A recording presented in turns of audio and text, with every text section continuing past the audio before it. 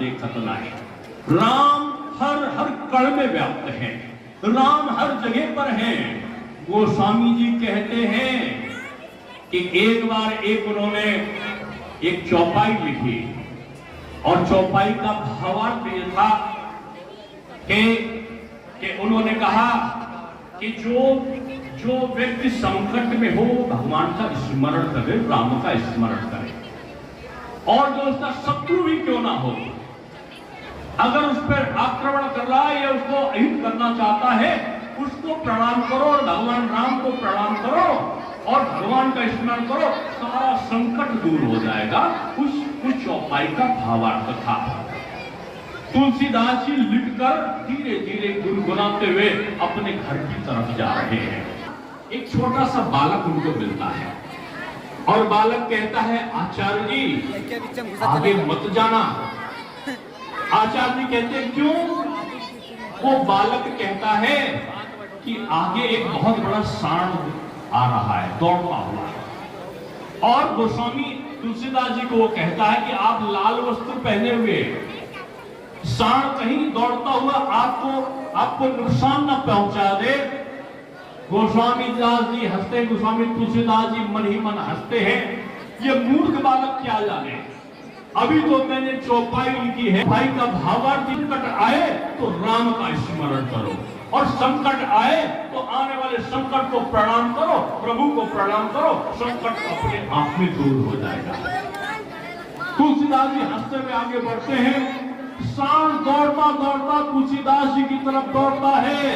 तुलसीदास जी, भगवान ने जो चौपाई लिखी वो तो गलत है। राम जी को भी प्रणाम किया, सांड को भी प्रणाम किया, लेकिन सांड ने मुझे मार दिया। और वो विचलित होते हुए वो जाते हैं और जाने के बाद वापस लौटकर पेड़ के नीचे उस चौपाई को फाड़ने लगते हैं। तब तक बजरंगबली श्री हनुमान आते और कहते हैं, आचार्य जी आप ये क्या कर रहे हो?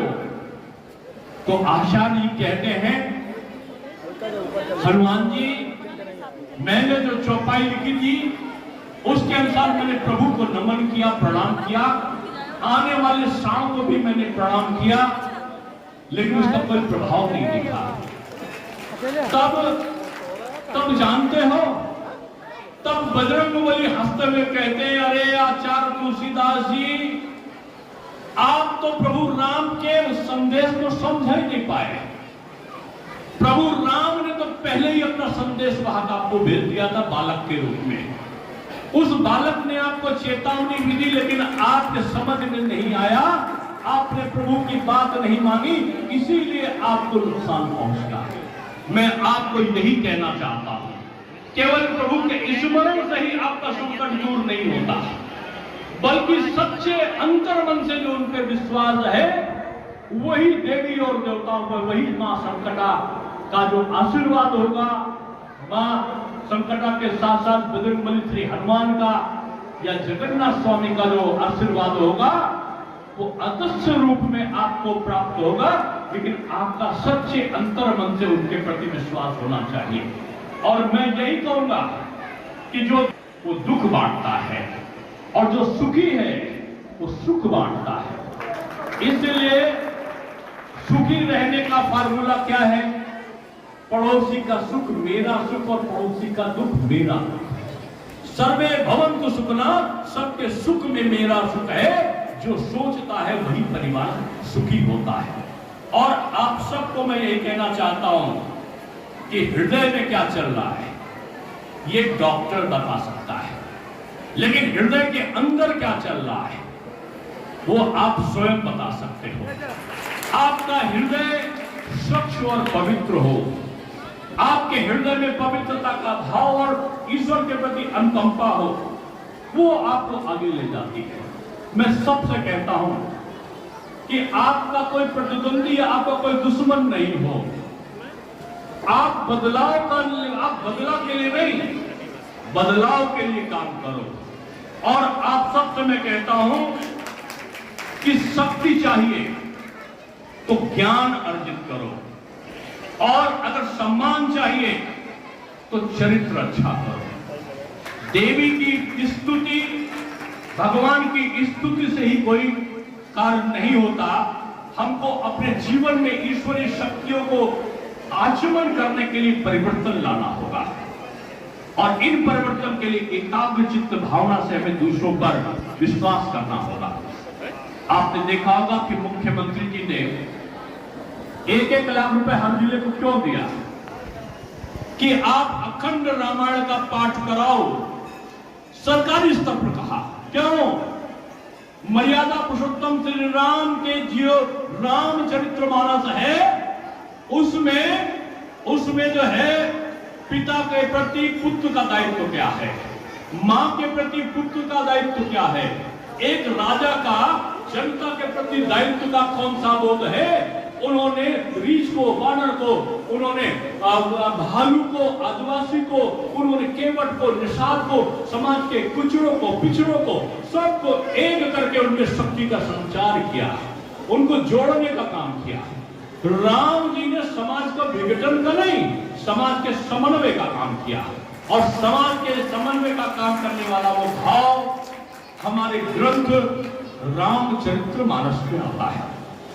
वोट की राजनीति में लोगों ने उस ग्रंथ का दुष्प्रचार करके उसके दूसरे अर्थों को बता कर इस सनातन संस्कृति को मानने वालों में विभाजन करने का षड्यंत्र किया है। जितना षड्यंत्र करना होता है वो सनातन धर्म और हिंदू धर्म में ही करने का काम ये करते हैं। अरे वोट की राजनीति करो लेकिन सनातन धर्म को बदनाम मत करो, वोट की राजनीति करो लेकिन ग्रंथ को मत जलाओ। जो मन के अंदर का आपका लालच है, जो वोट की आपकी लालसा है, जो एक दूसरे से विदेश की आपकी ग्रंथि है, उस अपने मन की ग्रंथि को जलाओ।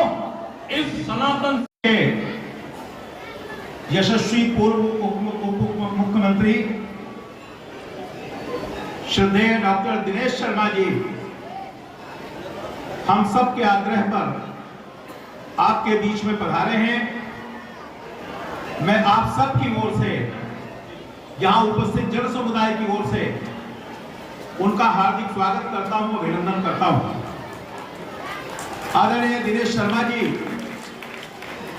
सामाजिक कार्यों में कितनी रुचि रखते हैं कि जहां उनका घर है उनके बगल में ऐतिहासिक और सुप्रसिद्ध ऐशबाग की रामलीला होती है और बचपन की अवस्था से उनका उस रामलीला के प्रति बड़ा स्नेह और अनुराग रहता है और उसको सफल बनाने के लिए वो लगातार कोशिश करते रहते हैं।